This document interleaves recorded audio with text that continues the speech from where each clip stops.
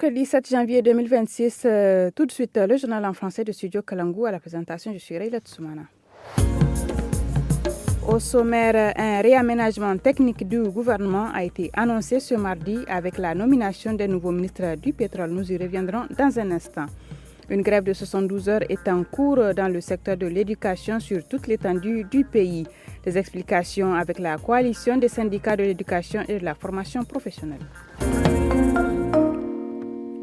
Bonsoir à toutes et à tous. Un réaménagement technique du gouvernement a été effectué ce mardi 6 janvier 2026 par décret présidentiel. À cette occasion, Hamadou Tini est nommé ministre du pétrole. Expert du secteur minier et pétrolier, il est associé dans un cabinet d'audit au Sénégal. Il remplace le docteur Sahabi Oumarou en poste depuis août 2024. Autre aspect de cette édition, une grève de 72 heures a débuté ce jour sur l'ensemble du territoire national à l'appel de la coalition des syndicats de l'éducation et de la formation professionnelle COSEF.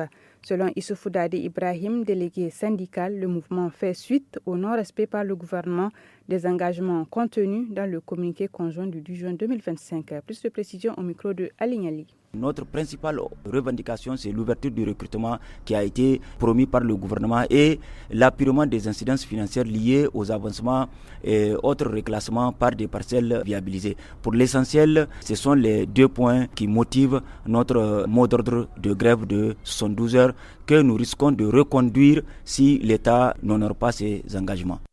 Par ailleurs, la gendarmerie a démantelé ce mardi 6 janvier 2 réseaux de malfrats à Loga dans la région de Dosso.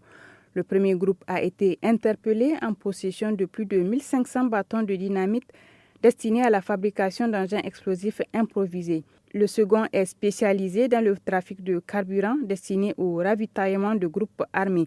Garba Ousseini Aboubakar, le substitut du procureur près le tribunal de grande instance de Niamey, a donné des précisions lors de la présentation du butin à Niamey. Suivez ce propos recueilli par nos confrères de la RTN. Ce n'est pas la première opération de telle envergure menée par cette unité. Et indépendamment de cet usage malsain, le simple fait de transporter illégalement de dynamite constitue une infraction à la loi pénale. C'est pourquoi le parquet va ouvrir une information judiciaire pour faire toute la lumière sur cette affaire. Enfin, le parquet appelle les populations à redoubler de vigilance et à collaborer avec les autorités en dénonçant tout comportement suspect.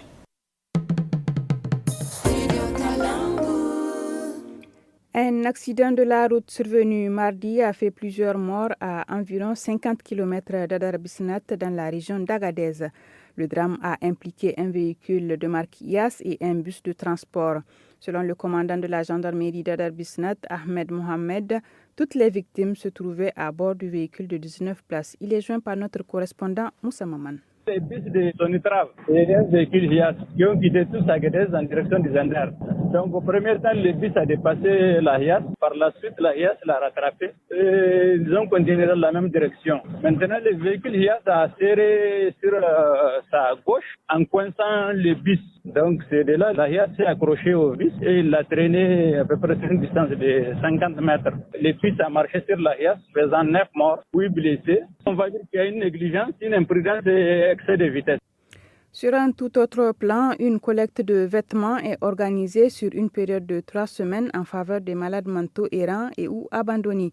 L'initiative est portée par des jeunes à travers le pays. Les précisions avec Abdelaziz Nafiou Murtala, membre de l'ONG AMAM, Agir pour les malades mentaux. Il est au micro de Mokhtar Hamadou. Du 5 au 25 janvier, nous lançons une campagne de collecte de vêtements au profit de ces malades mentaux abandonnés et ou errants. Vous constatez aux alentours de nos marchés, dans les grands carrefours, dans les autogares, et même dans le riz, en train de marcher souvent à pieds nus, souvent sans habit, que chacun en ce qui le concerne apporte sa contribution pour qu'on puisse mettre cette couche vulnérable dans un état de protection sanitaire meilleur.